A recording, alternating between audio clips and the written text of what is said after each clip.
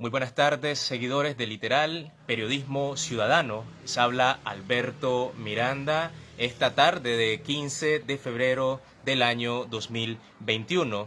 Nos encontramos con el economista Luis Núñez, con quien estaremos abordando sobre los riesgos que implica entrar a una lista negra del Grupo de Acción Financiera Internacional. ¿Cómo podemos recordar?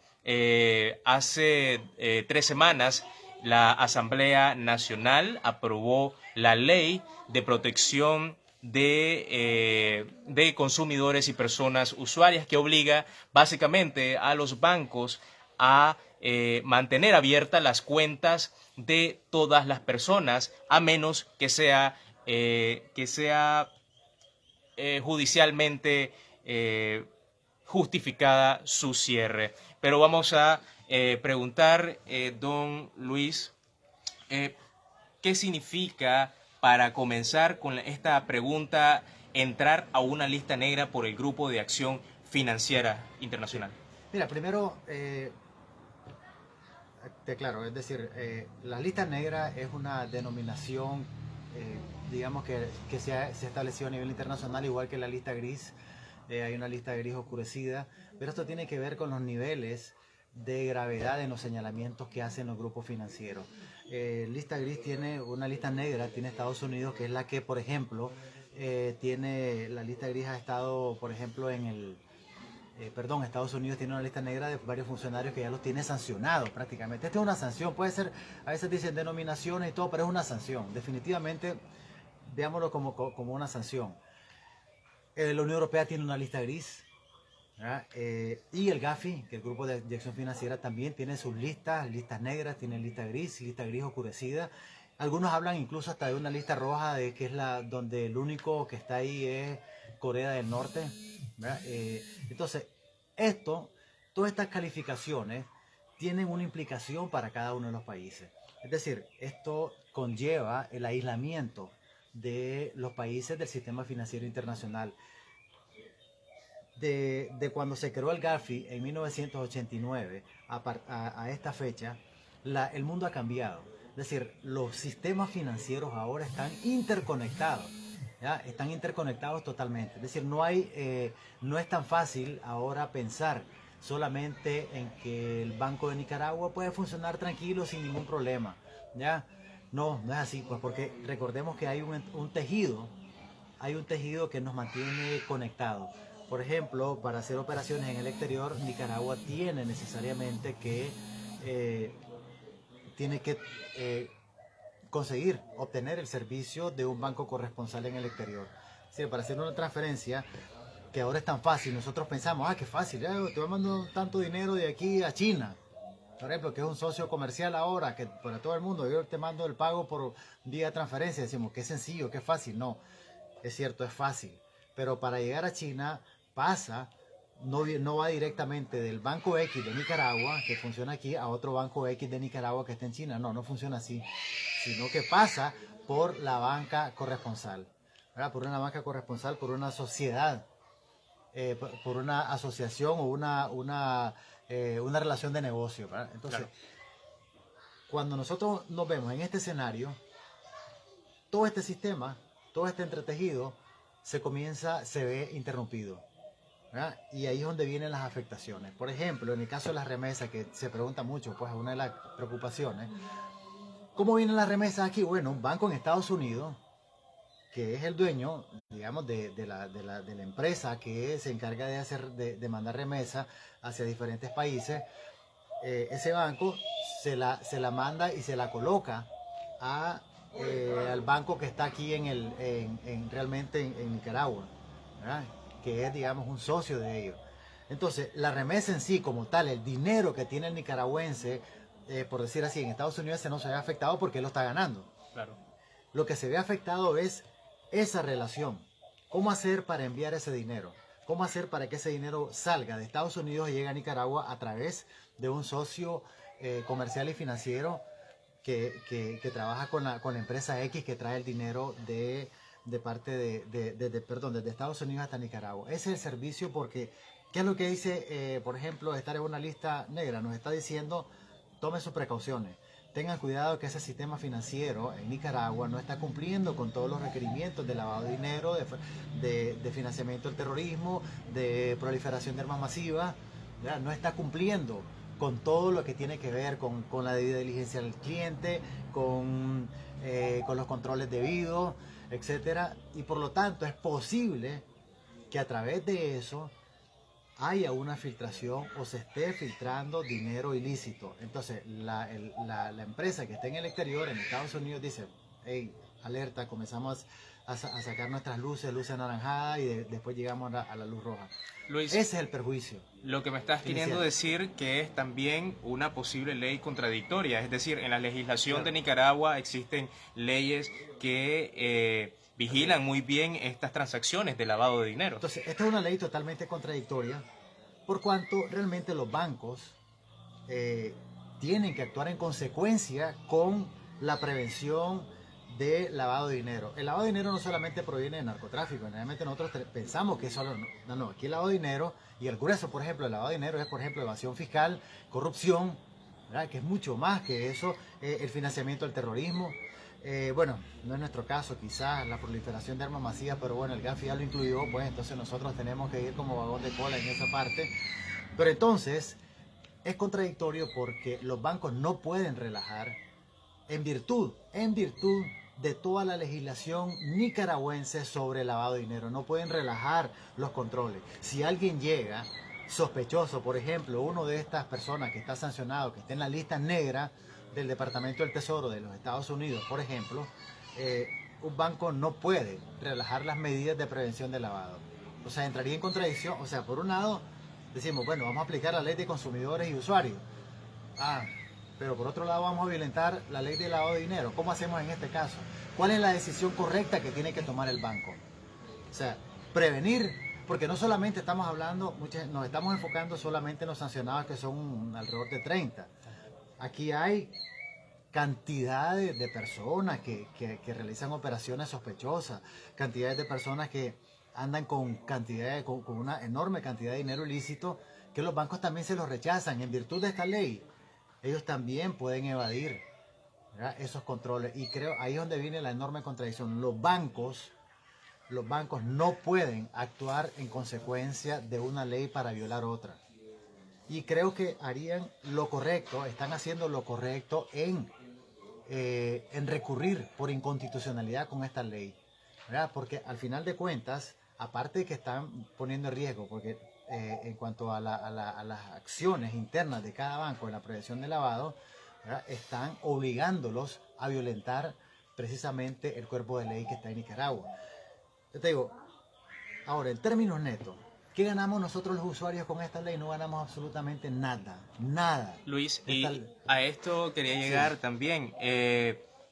¿Cuáles podrían ser las consecuencias en términos negativos, o si existen también en términos positivos, para las y los usuarios de estos bancos? Es decir, hace unas semanas tuvimos también a René Escoto hablando sobre el tema. El economista René Escoto nos decía que había la ley venía a cambiar o transversar todo el papel, es decir, le daba mucho poder a las y los usuarios para los bancos.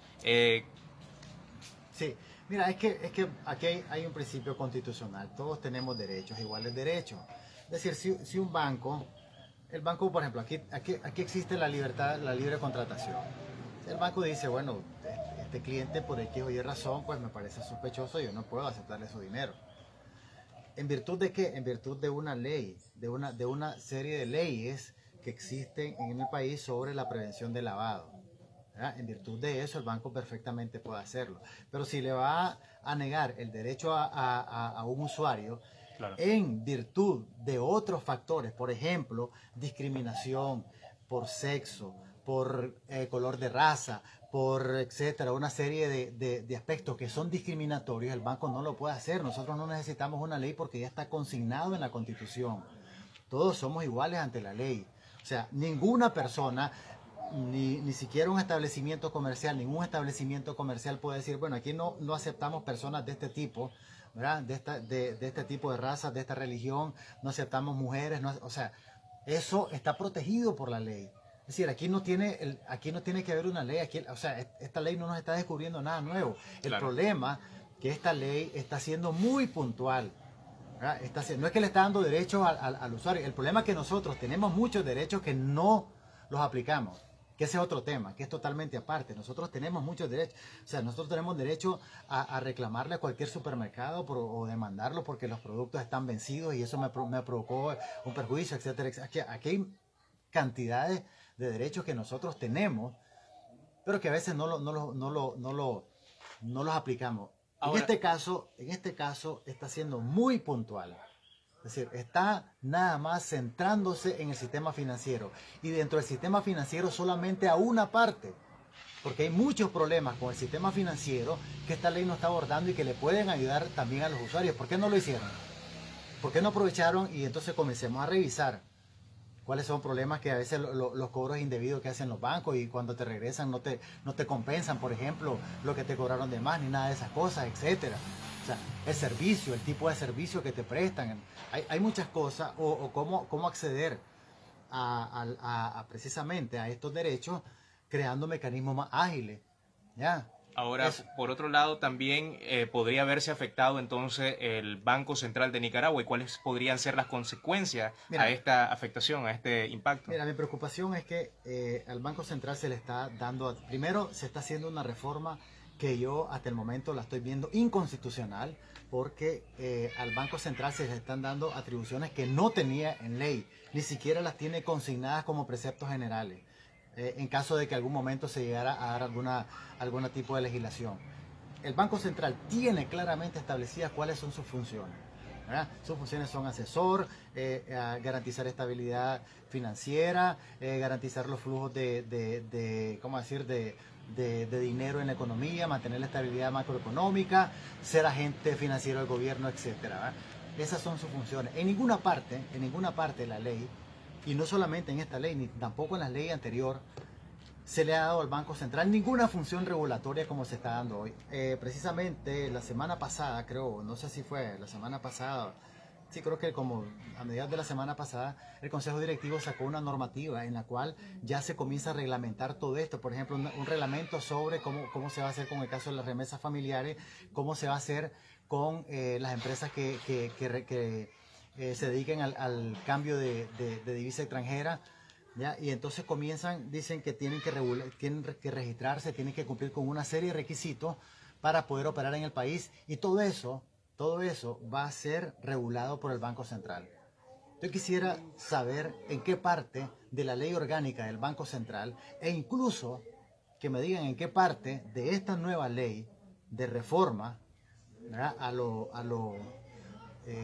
consumidores y usuarios, en qué parte de esa nueva ley aparece una reforma a la ley orgánica del Banco Central en la cual se le diga, bueno, se reforma el artículo número 3, que es de las funciones, y se reforma el artículo número 5, que detalla cada una, ya que todo lo que el Banco Central tiene que hacer. ¿En qué parte se está reformando eso? No se está reformando.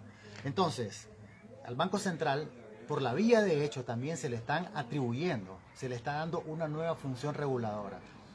Porque una cosa es garantizar estabilidad macroeconómica, garantizar la estabilidad monetaria, ser agente financiero del gobierno, etcétera, ¿verdad? Y otra cosa es regular a todos los agentes de la economía, que es lo que hace la superintendencia de banco, en el caso del sistema financiero, lo que hace la CONAMI, en el caso de las microfinancieras, en el caso de, por ejemplo, de INAH, o el caso de INE, de servicios básicos, etcétera. Es decir, cada uno tiene su propia normativa y cada institución, el Banco Central, se tenía que haber hecho una reforma a la ley orgánica de esta institución y no se hizo. ¿Ya? Y no se hizo. Entonces, el Banco Central se le están dando una serie de atribuciones. Mira, aquí estamos hablando de que se está cambiando todas las reglas del juego. Por ejemplo, para las remesadoras se está cambiando las reglas para el negocio de cambio de divisa, porque bien, si bien es cierto, los bancos y la financiera están exentas, ¿no? O sea, de registrarse, pero caen en el ámbito de aplicación de esta ley. Luis. Entonces, ¿cómo queda la superintendencia de banco? Luis, para ir finalizando esta entrevista, ¿cuáles son las consecuencias más graves que podrían enfrentar la banca privada? Es decir, ¿podría verse también afectada la moneda y caer a una devaluación total y el quiebre de la banca privada? Mira, esos escenarios de devaluaciones de la moneda, pues son las variables que siempre están latentes en cualquier economía, y cuando está sometida a un tremendo estrés, esas posibilidades son bastante viables. Es decir, aquí nosotros estamos sometiendo a un enorme estrés al sistema financiero nacional, ¿verdad? Ya de hecho, solo la discusión sobre el tema ya te está generando una serie de aspectos que son negativos. Por ejemplo, el Moody's acaba de publicar un boletín en el cual pues hablan de la situación de Nicaragua, que no ha variado nada, pero además advierten que en su próximo informe de marzo ya podría salir una evaluación en la que se incluya la aprobación de esta ley, ¿verdad? Y eso podría todavía más hundir las calificaciones de riesgo para Nicaragua. ¿Qué es lo que pasa con todo esto? A ver, nosotros dependemos mucho de los flujos internacionales, ¿ya? Y de hecho, por las sanciones que Estados Unidos ha aplicado, por las que ha aplicado la Unión Europea, esos flujos han disminuido considerablemente, ¿ya? Y ahorita estamos dependiendo, desgraciadamente, solo de préstamos, ¿ya? De préstamos, y que son menos blandos que los préstamos normales.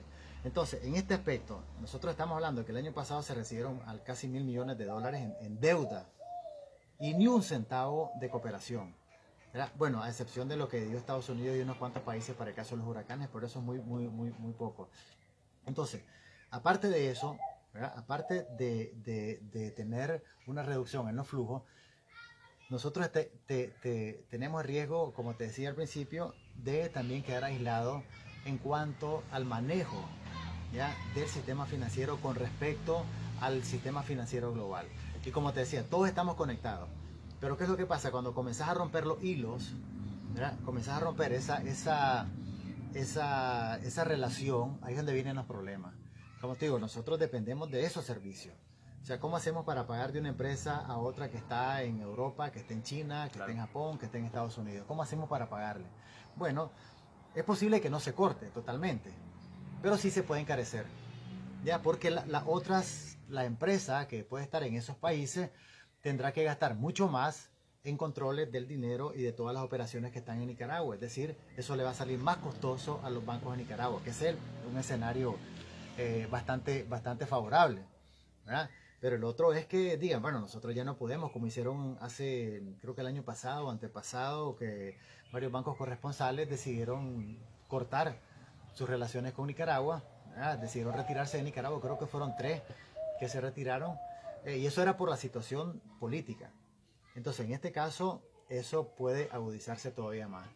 Muchas gracias, Luis, por acceder a esta entrevista a través de Literal Periodismo Ciudadano. Fueron declaraciones del economista Luis Núñez, con quien abordamos el tema de los riesgos que implican entrar a una lista negra considerado por la Gafi, y asimismo el economista dejaba entrever que la economía nacional se encuentra sometida a un gran estrés dentro de todo este contexto que nos encontramos en estos momentos. Muchas gracias a ustedes por mantenerse informados a través de Literal. Recuerde que para esta y más información puede visitarnos y leernos a través de nuestra página web www.literalni.com y asimismo seguirnos a través de nuestras redes sociales, Facebook, Twitter e Instagram. Recuerde suscribirse a nuestro canal de YouTube para esta y más información. Reportó para Literal Alberto Miranda.